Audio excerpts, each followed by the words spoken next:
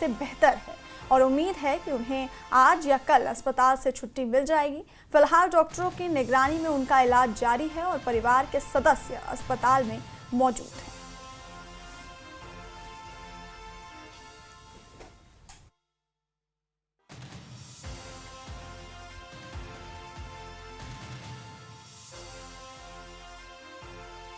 भर्ती कराया गया है और पार्टी के नेताओं के अनुसार 87 वर्षीय फारूक अब्दुल्ला पिछले कुछ दिनों से अस्वस्थ थे और जानकारी के मुताबिक इस हफ्ते की शुरुआत में उन्हें पेट में इन्फेक्शन की शिकायत हुई थी, जिसके बाद उन्हें श्रीनगर के एक निजी अस्पताल में भर्ती कराया गया।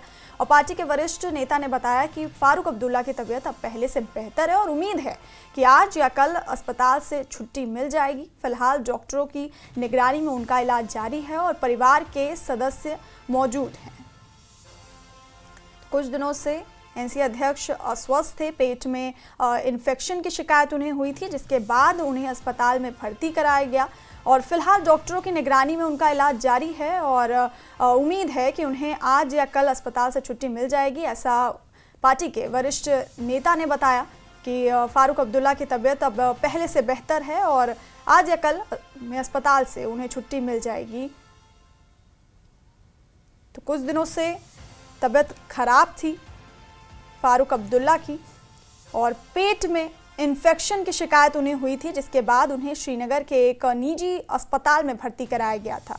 फिलहाल उनकी हालत बेहतर है और डॉक्टरों की निगरानी में उनका इलाज जारी है। परिवार के सदस्य भी अस्पताल में मौजूद हैं। तो जम्मू कश्मीर के पूर्व मुख्यमंत्री और नेशनल कॉन्फ्रेंस अध्यक्ष फारूक अब्दुल्ला को अस्पताल में भर्ती कराया गया और कुछ दिनों से अस्वस्थ थे, जिसके बाद उन्हें अस्पताल में भर्ती कराया गया। पेट में इन्फेक्शन की शिकायत उन्हें हुई थी और फिलहाल पार्टी के एक वरिष्ठ नेता ने बताया कि फारूक अब्दुल्ला की तबीयत अब पहले से बेहतर है और उम्मीद है कि उन्हें आज या कल में अस्पताल से छुट्टी मिल जाएगी।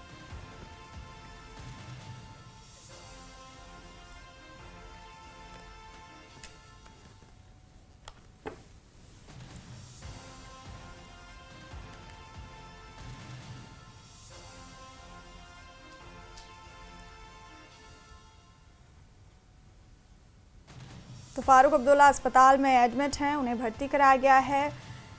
इस हफ्ते की शुरुआत में उन्हें पेट में इन्फेक्शन की शिकायत हुई थी और जिसके बाद उन्हें श्रीनगर के एक निजी अस्पताल में भर्ती कराया गया था।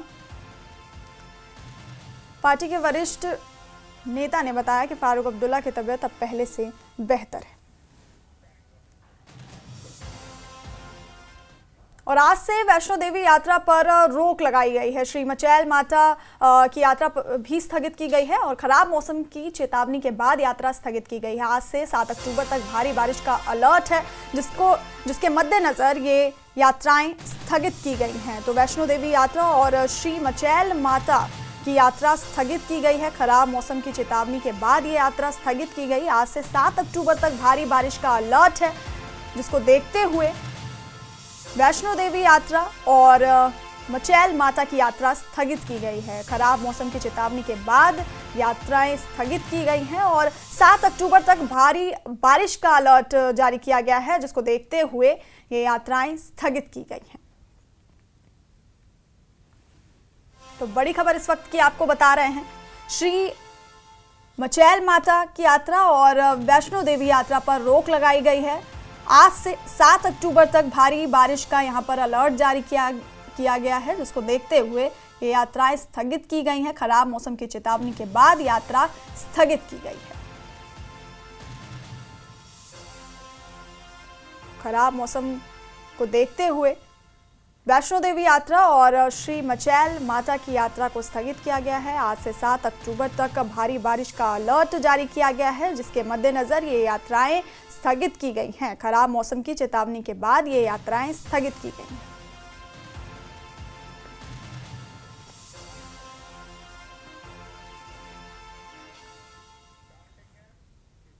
पीडीपी नेता और विधायक वहीद रहमान पर्रा ने अपनी पार्टी के प्रमुख सैयद अल्ताफ बुखारी पर पलटवार किया है। उन्होंने कहा कि सत्ता के पीछे भागते हुए अल्ताफ बुखारी ने कश्मीर की दो चीजों को बर्बाद कर दिया है, इसकी राजनीति और इसके बगीचे। आरोप लगाया कि अल्ताफ बुखारी कई घोटाले में शामिल रहे हैं और उन्होंने कश्मीरी लोगों के हितों को नुकसान पहुंचाने के लिए धन का इस्तेमाल किया। बुखारी को केंद्र सरकार का जी हुजूर करार दिया और कहा कि बुखारी को पीडीपी के खिलाफ बोलने का कोई अधिकार नहीं है। साथ ही उन्होंने उमर सरकार को भी विफल करार दिया।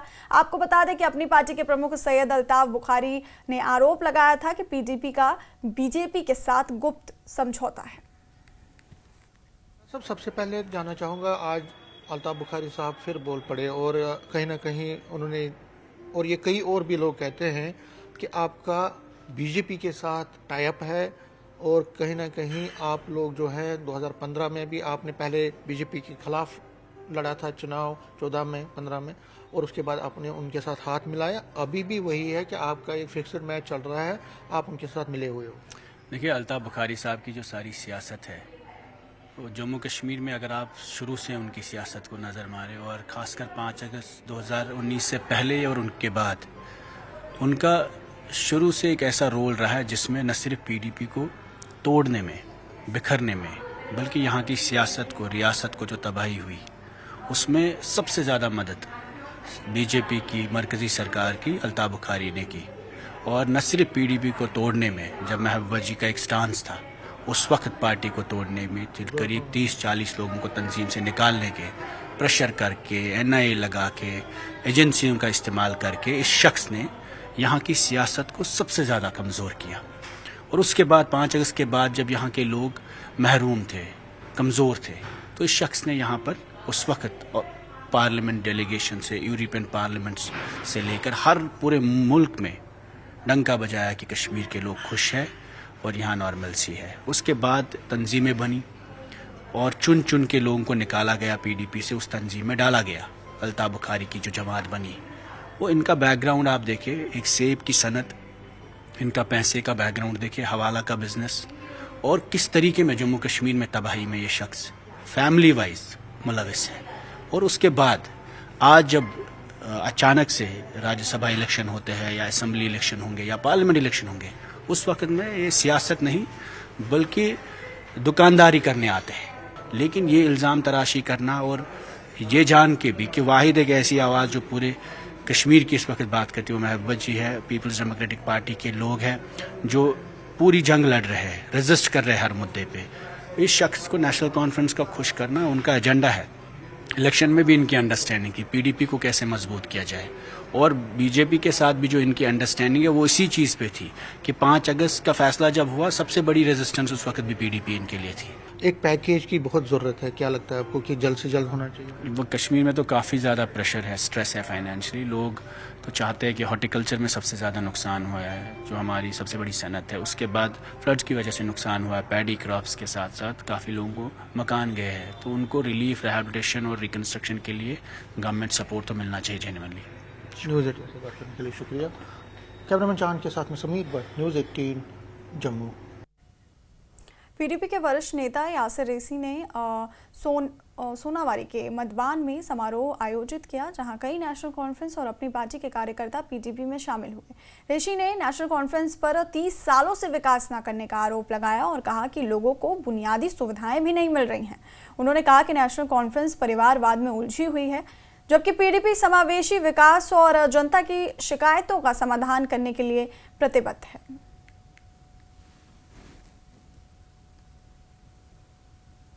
इससे पहले 2014 में भी अच्छे वर्कर थे, लेकिन बदकिस्मती की वजह से हम फिर कुछ हालात ऐसे हो गए यहाँ पर आज पहुँच नहीं पाए। लेकिन ये अपनी पार्टी के जो यहाँ का यूनिट है, हल्का प्रेसिडेंट समेत सारी पार्टी ने आज ज्वाइन कर दिया।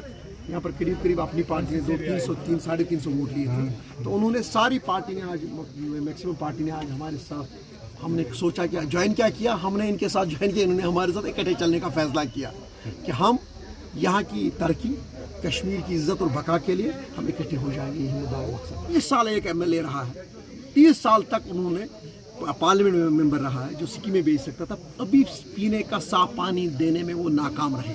हॉस्पिटल बनाने में नाकाम, हम बुनियादी सहूलियतें जो थी सोनावारी की वो देने में नाकाम रहा है, क्योंकि वो भी उन्होंने भी क्या किया, वही घर की सियासत, पहले खुद फिर बेटा, जो वहाँ पर आज तक एक भी काबिल उनको इसके लिए नहीं मिल रहा वो कि मैंने सुना डीडीसी भी घर से ही बना रहे हैं। तो इसलिए मुझे यही है कि ये लोगों की बदकिस्मती है। उसने परसों और बहुत अच्छी बात यह है कि एमएलए ने कहा क्या ये लोगों ने चुन रहे हैं, हमें थोड़ी किया गलती है, उसकी बात सही है, लोग चुन रहे हैं उनको, लेकिन मुझे लग रहा है लोगों ने मन बनाया है उनको जवाब देने का।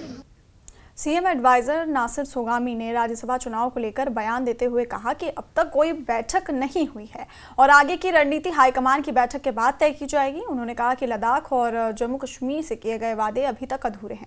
सोगामी ने यह भी कहा कि जिन नेताओं को कभी सुपरस्टार की तरह पेश किया गया आज उन्हें देशद्रोही बताया जा रहा है, जो कि सरासर गलत है। इलेक्शंस होने वाले हैं तो कोई बैठक हुई नहीं, हमारी पार्टी की भी हाईकमांड बैठेगी, उसके बाद जो फैसला होगा किस तरह से इलेक्शन लड़ना होगा, किनको लड़ाना होगा, वो जब होगा तो आपको बताएंगे। लद्दाख बड़ी बदकिस्मती की बात है, होना नहीं चाहिए था। लद्दाख का खित्ता हमारे लिए इतना अहम है और सबसे ज्यादा देशभक्त अगर कोई रहा है हमारा रीजन वो लद्दाख रहा है। उनके साथ इस तरह का बिहेवियर करना गलत बात है। उनसे जो वादे किए गए थे यहाँ तो करने नहीं चाहिए थे, यहाँ पूरे करने चाहिए थे। इसी तरह जम्मू कश्मीर से भी वादे किए गए थे कि स्टेटहुड को रिस्टोर किया जाएगा, वो भी नहीं हो रहा है। और ये वादे आइन की सबसे बड़ी अदालत में हुआ है, चाहे सुप्रीम कोर्ट की बात करें चाहे पार्लियामेंट की बात करें, इससे ज्यादा तो हमारे पास कोई फोरम नहीं है। तो हम उम्मीद करेंगे गवर्नमेंट ऑफ इंडिया को सोच के इन चीजों पर आगे चलना चाहिए। और रुकेंगे बहुत छोटे से ब्रेक के लिए, बने रहिए हमारे साथ।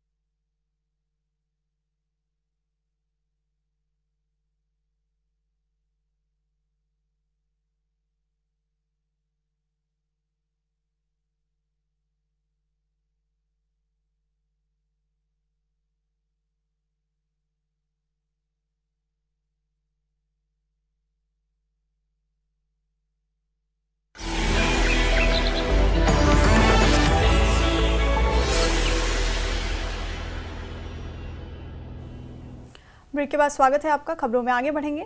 जम्मू कश्मीर में पिछले 3 साल से खाली पड़ी 4 राज्यसभा सीटों पर अब सियासी हलचल तेज हो गई है।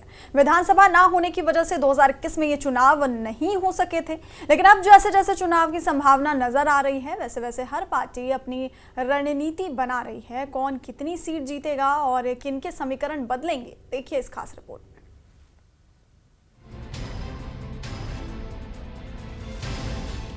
जम्मू कश्मीर विधानसभा में कुल 90 सीटें हैं और राज्यसभा चुनाव इन्हीं विधायकों के वोट से होता है। यहाँ 4 राज्यसभा सीटें हैं जिनका कार्यकाल 2021 में समाप्त हो गया था। विधानसभा न होने की वजह से चुनाव नहीं हो सका। अब विधानसभा की बहाली के बाद राज्यसभा चुनाव का गणित भी सामने आ रहा है। इस चुनाव का समीकरण दिलचस्प है। किसी भी उम्मीदवार को जीतने के लिए कम से कम 20 वोट चाहिए होंगे। नेशनल कॉन्फ्रेंस के पास 41 सीटें हैं, बीजेपी के पास 28, कांग्रेस के पास 6 सीटें हैं, पीडीपी के पास 3 और सीपीएम, पीपल्स कॉन्फ्रेंस और आम आदमी पार्टी के पास एक सीट है, जबकि 7 विधायक निर्दलीय हैं। ऐसे में मुकाबला सिर्फ सीटों का नहीं बल्कि गठबंधनों और जोड़ तोड़ का भी है। बीजेपी भी पूरी तैयारी में है। पूर्व प्रदेश अध्यक्ष रविंद्र रैना ने कहा कि बीजेपी जम्मू कश्मीर की बड़ी पार्टी है और उनकी कोशिश रहेगी कि राज्यसभा में ज्यादा से ज्यादा सीटें जीती जाए। उन्होंने कहा कि हमारे पास 28 विधायक हैं और निर्दलियों का भी बड़ा नंबर है। रणनीति बनाई जाएगी और जो भी फैसला होगा वो सर्वमान्य होगा। भारतीय जनता पार्टी चूंकि जम्मू कश्मीर में प्रिंसिपल अपोजिशन पार्टी है और सत्तारूढ़ गठबंधन जो इस समय जिनकी सरकार है वो भी कोशिश करेंगे, हम भी कोशिश करेंगे, क्योंकि इंडिपेंडेंट्स उनका बहुत अहम सिग्निफिकेंट रोल होगा।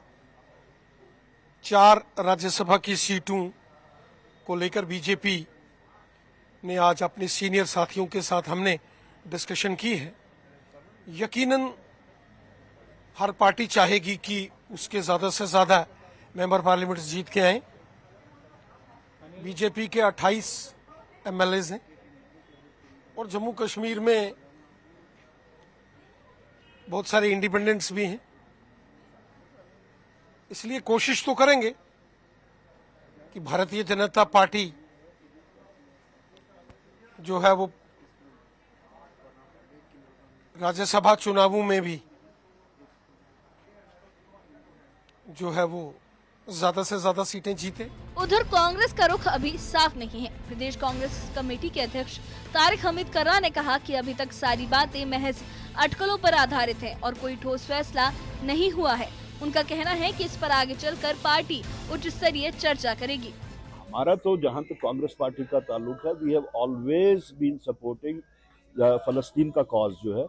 कांग्रेस पार्टी, ये मिसेज इंदिरा गांधी नहीं, she was the person who champion the Palestine cause, और उस कॉज को हम आगे चलाने के वास्ते अभी भी कांग्रेस पार्टी बदस्तूर खड़ी है।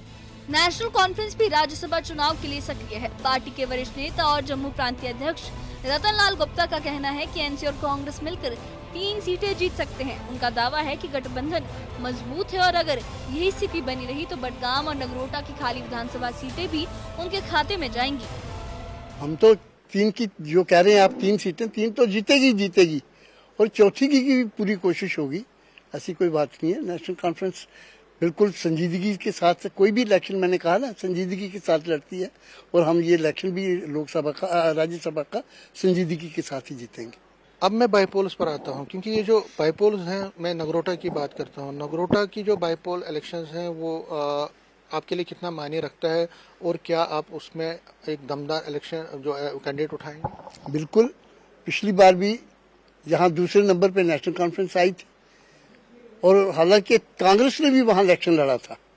कांग्रेस को कोई 5,900 के करीब वोट पड़े थे, और नेशनल कॉन्फ्रेंस ने 17,500 के करीब वोट लिया है। तो मेरा कहने का मकसद यही है कि यहाँ पे नेशनल कॉन्फ्रेंस से संजीदगी के साथ इलेक्शन लड़ेगी, और मुझे पूरी उम्मीद है कि हम ये सीट आपकी बार जीतेंगे। यानी जम्मू कश्मीर में राज्यसभा चुनाव महज औपचारिकता नहीं बल्कि राजनीतिक शतरंज का बड़ा खेल है।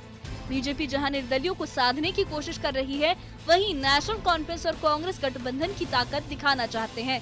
नतीजा चाहे जो भी हो, लेकिन इन 4 सीटों पर होने वाला ये चुनाव आने वाले विधानसभा चुनावों का रास्ता तय करने वाला भी साबित हो सकता है। Bureau report, news 18। लद्दाख में बढ़ते विवादों के बीच केडीए सदस्य सजाद करगिली ने लेह हिंसा की जुडिशियल इंक्वायरी की मांग की है। वहीं सोशलिस्ट पार्टी के जनरल सेक्रेटरी संदीप पांडे ने सोनम वांगचुक पर लगे आरोपों को निराधार बताया है और उनकी तुरंत रिहाई की मांग की है। वहीं समाजवादी पार्टी की सांसद इकरा हसन ने संसद में लद्दाख के मुद्दों को उठाने का संकल्प लिया है। उन्होंने सोनम वांगचुक और अन्य की रिहाई का भी समर्थन किया है। एक इंक्वायरी की जांच का ऑर्डर हुआ है। क्या ये इंक्वायरी आप मानते हैं कि अब आपकी मांग पूरी हो गई और बातचीत जो है रास्ते पर लौट आएगी? नहीं, ये हमारे साथ खेला नहीं जाना चाहिए। लद्दाख के लोग जानते हैं चीज़ों को। ये मजिस्ट्रियल जो इंक्वायरी हुई है, हम इसको सिरे से निकालते हैं। हम इम्पार्शियल जुडिशियल प्रोब की मांग कर रहे हैं। इंक्वायरी होनी चाहिए जुडिशियल, और उससे सच्चाई सामने आना चाहिए। उन्होंने किया क्या है ये आप बताइए? उन्होंने कौन सा अपराध किया है? वो सिर्फ एक शांतिपूर्ण अनशन पे बैठे थे, और पहला अनशन नहीं था, 5वां अनशन था, और सरकार की उनके साथ बातचीत पहले हुई है। तो एक बातचीत की प्रक्रिया चल रही थी, उसके बीच में एक हिंसा की घटना होती है।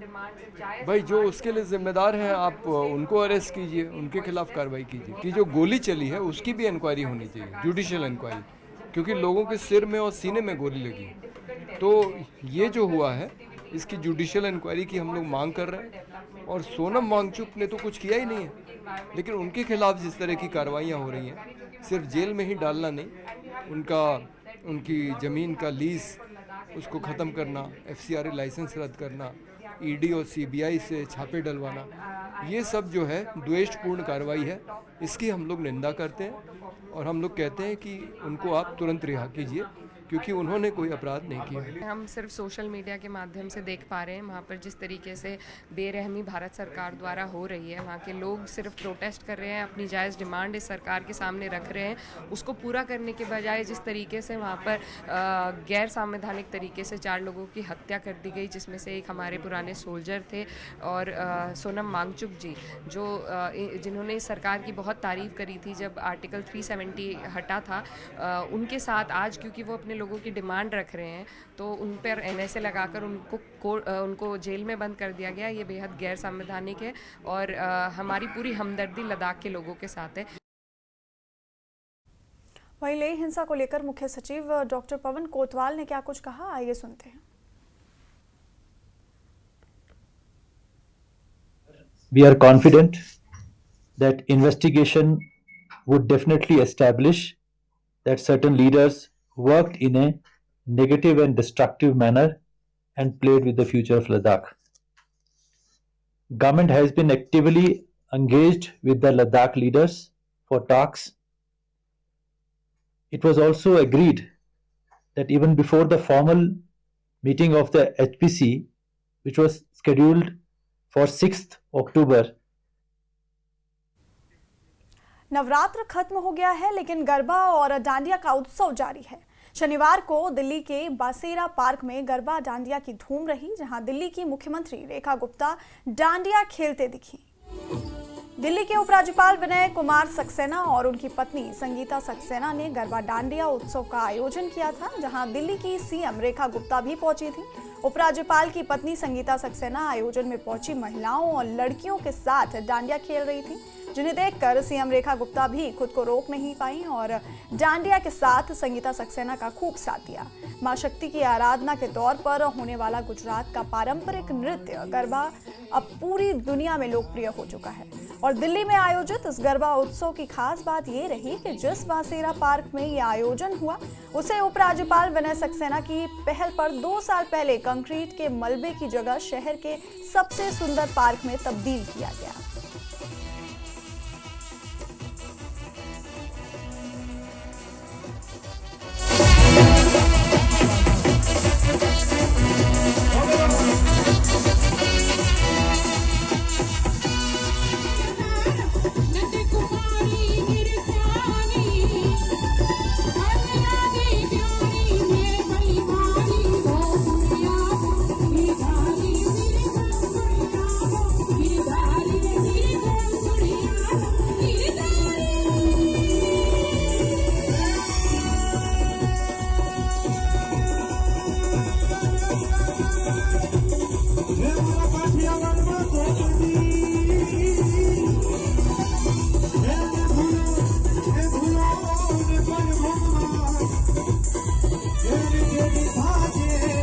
शनिवार को दिल्ली के बासेरा पार्क में गरबा डांडिया की धूम रही और दिल्ली की मुख्यमंत्री रेखा गुप्ता डांडिया खेलती